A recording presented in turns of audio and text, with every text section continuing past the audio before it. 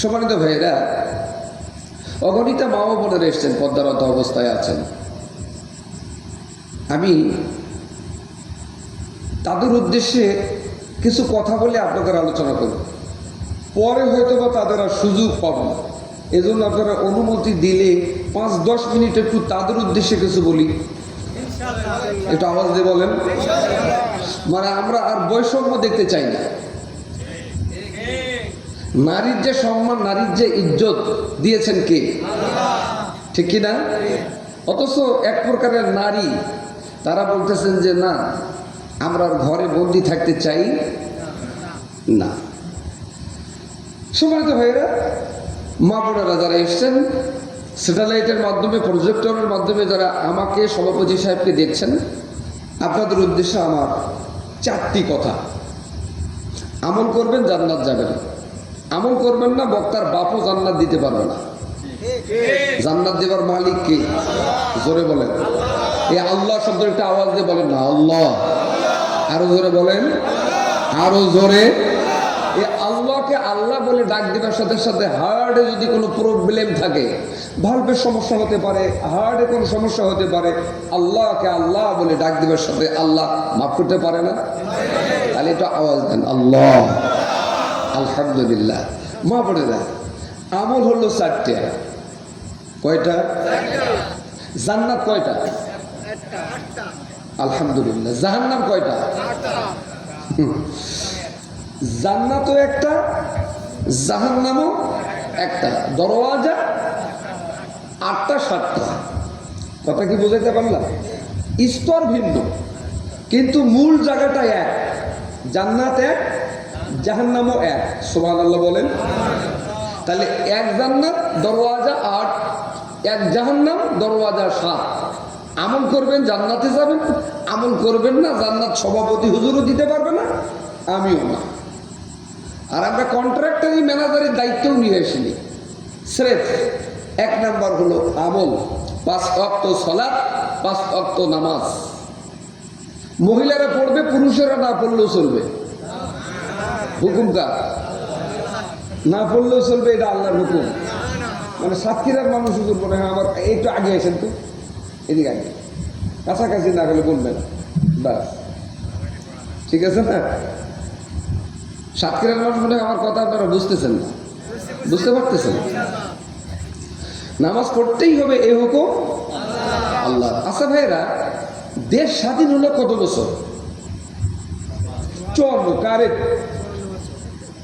এই 54 বছর ধরে আপনাদের মসজিদে ইমামতি করে প্রতি জুমায় এই অস্তি করে নেই, নামাজ পড়ো।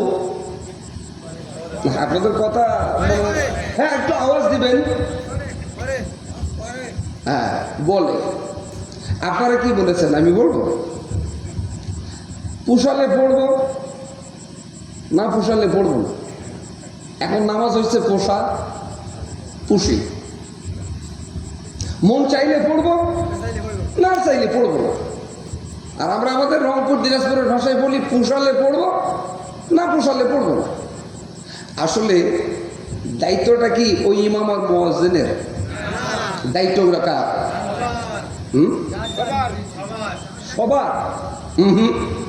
এই দায়িত্বটা আল্লাহ কোরআনুল কারীমে সূরা হজের 41 নং আয়াতে বলেই দিলেন। কার? আমি যদি এখানে ভুল বলি, সভাপতি সাহেব একজন যোগ্য মানুষ, তিনি আমার ভুলটা ধরে দিবেন, আমি শুধরাই দেব, মানে সংশোধন করব। আর আপনারাও যদি পারেন আমাকে একটু সংশোধন করে দিবেন। আল্লাহ কোরআনুল কারীমে সূরা হজের 41 নং আয়াতে বললেন দায়িত্বটা কার? আল্লাহ বললেন, বিসমিল্লাহির রহমানির রহিম।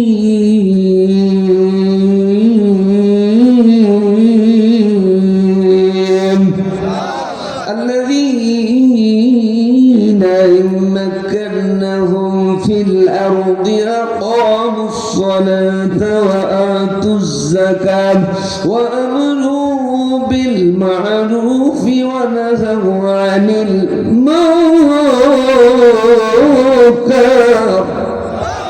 এটা আওয়াজ দিয়ে বলে। তেলাওয়াতের শেষে আল্লাহু আকবার বললে মুসলমানদের ইমানি স্পিরিট বাড়ে। আমাদের স্পিরিট কমে যাবার কারণে প্রায় 17.5 বছর মার খেয়েছে। আর মার খাইতে চাই না।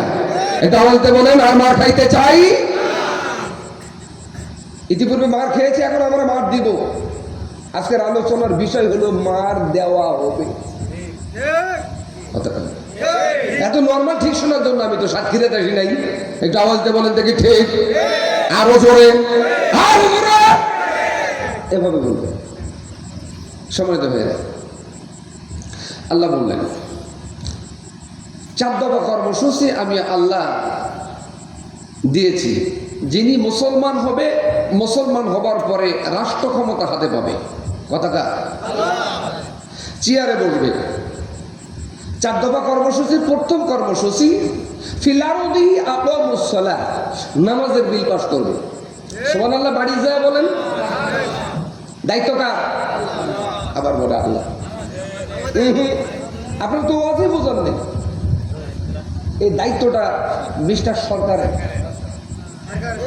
ওয়াজ বুঝবেন, পরে যা চায়ের দোকানে সমালোচনা করবেন। দিনাজপুর থেকে আসলে হুজুর এগুলেন কি বলতেছে, আমাদের সমাজে সূরা ফাতিহা পড়বার পারে না, অথচ আমরা আলোচনা করলে ভুল ধরে। চায়ের দোকানে যা ফাসকালের গেটের বেয়াদবটা কথা বলেন, কথা ঠিক কি না? ফিল আরদি আকামুস সালাহ, নামাজের বিল পাস করবে কে? সরকার। আমাদের ডক্টর ইউনূস সাহেব আগামীকাল যদি বলে 68,000 গ্রাম বাংলায় মুয়াজ্জিন আজান দেবে আগামীকাল ফজরে, আর বলবে পুলিশ, র্যাব, বিজিবি, সেনাবাহিনী। জি স্যার, 68,000 গ্রাম বাংলায় আজান হবে। মুসলমান যারা দাবি করবে নামাজে যাবে না, আজান শোনার পরে 5-10টা বাড়ি, 10,000 টাকা জরিমানা, 3 মাস জেল। খোদার কসম, বাংলাদেশে একটা নামাজি বেনামাজি থাকবে না। 54 বছর ধরে ওয়াজ করতেছি, নামাজ পড়ো, কুশালে পড়ছেন, মন চাইলে পড়ছেন, না পড়লে পড়ছেন না। দায়িত্ব কার? দায়িত্ব নিয়েছে কারা? কিয়ামত পর্যন্ত ওয়াজ করবেন, নামাজি বাড়াইতে পারবেন না। শুধু ইউনূস আগামী কালকে বলবে, আপনার বাপের ক্ষমতা নেই, ফজরের পরে বাড়ি ঘুমে থাকবেন। কথা কি আমার? নামাজ পড়ে একটা মানুষ চোর হতে পারে, হতে পারে, পেটে ক্ষুধা থাকলে হতেই পারে। এই জন্য অর্থনৈতিক একটা ব্যবস্থা চালু করলেন, ওয়াতু যাকাত, যাকাত আদায় করবে তারা। আদায় করবে কারা? এখন যাকাত আদায় করে হাফিজি মাদ্রাসার হুজুর, মসজিদের সভাপতি, সেক্রেটারি, এই হুজুর ফুজুরের লোকেরা। আমরা অর্থাৎ পুষাইলে যাকাত দিচ্ছেন, মন চাইলে দিচ্ছেন, না চাইলে দিচ্ছেন না। আগামীকাল ডক্টর ইউনূস যদি বলে র্যাব, জি স্যার, যারা জাকাত দেনেওয়ালা জাকাত দিবে না, 5-10টা বাড়ি, 10,000 টাকা জরিমানা, 3 মাস জেল। ও তো জাকাত দিবে, ওর বাপ মারা গেছে স্বাধীনতার পূর্বে, কবর থেকে স্বপ্ন তোকে রাতের বেলায় বলবে সাইফুল জাকাতটাকে দে। দায়িত্ব কার? তুলি কারা? এই যে আমরা। আমারও বিল মারুফ, ভালো কাজের আদেশ করবে ওরা, করি এখন আমরা। অনাহা আনিল মুনকার, অসৎ কাজ থেকেও বিরত রাখবে ওরা। আমরা গুল, বিড়ি, জর্দা, আলুয়া, তামাক, আফিম, আইস, হিরোইন। আপনাদের এলাকায় মনে হয় জর্দা, এই আপনার তামাক খায় না, চলে? ফেন্সিডিল চলে?